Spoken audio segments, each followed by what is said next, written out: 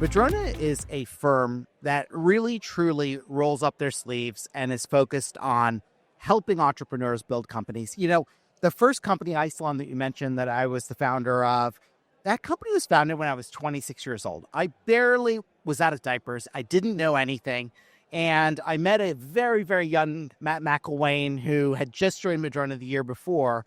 And one of the things I was struck with really early was that Matt was the sort of guy who would roll up his sleeves. He would figure out, what do you need? How can I help you in this particular circumstance? And at every single turn, he was someone who was there to give you advice, to help nurture you, to give you the positive feedback. And I find that, back then, I think that was something that defined great venture capitalists. Today, I think it's something that's pretty rare. Yeah. When you look at the impact of Madrona going beyond just the portfolio companies into the greater Northwest tech ecosystem, could you just talk a little bit about that and the impact Madrona's had beyond just the portfolio companies and the entrepreneurs? Yeah, I'm happy to. I think that Madrona's impact citywide and statewide and really across the tech industry is a little bit misunderstood and not quite as people don't recognize as significant as is. Madrona's invested in a lot of companies that have been very successful. Many of those companies have many founders that came out of it. I think the last time I counted, there were 15 founders that came out of Isilon, which was my first company. I don't have any yet out of Nautilus, but I'm sure that I will. And so really there's this network effect that occurs as Madrona invests in a company and really partners with entrepreneurs to grow them.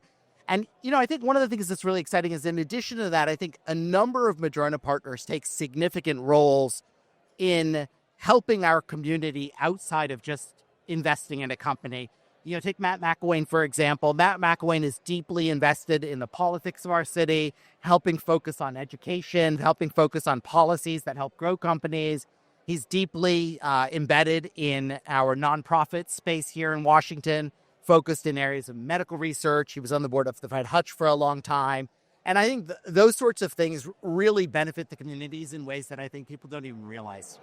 Looking back at that 20 plus year of work with Madrona, is there one moment that stands out to you that really exemplifies how the firm has worked with you as an entrepreneur? One moment is always really tough, right? I think over decades, there's a lot of moments. What I would say is that I would always highlight on moments where there's stress and there's really something going wrong. And, like any entrepreneurial journey, Isilon had a very, very tough time, which was concurrent with some really bad performance as a public company and me taking the CEO role after having vacated it for 3 years. And I remember covering these stories. Yes, and it was a very tumultuous time. Our stock went from something like the high 20s to a single digit $1.83 at its low.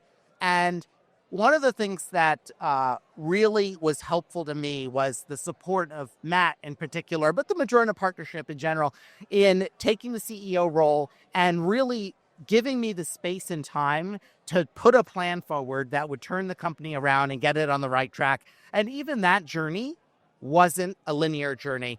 We started making good progress. We ran into the financial crisis, which was led by Lehman Monday. We had a downturn. We did a layoff. But all through that, Madrona and Matt in particular gave me solid advice. They were supportive, encouraging. And at the end of that process, we had a cash flow positive business. We have a business that re-accelerated to 100% year-over-year growth on very big numbers. So $100 million quarter, not year, $100 million quarter. And then we sold it for a really successful outcome for all of us and for Madrona. And so, I think that those are the types of things that stick in my mind. It's like, Madrona's there for you. Yeah. And looking back, we've had 30 years of Madrona operating in this community. Looking ahead, what do you think is Madrona's future? Madrona's future, that's a great question. I think Madrona's future is pretty bright because I feel like there continues to be an incredible amount of tech and biotech talent in the state of Washington. I think that there continues to be a lot of excitement around spaces like AI, and Madrona, with their presence in the Bay Area and with the acceleration funds, continues to invest in those types of areas. I think there's a lot to do.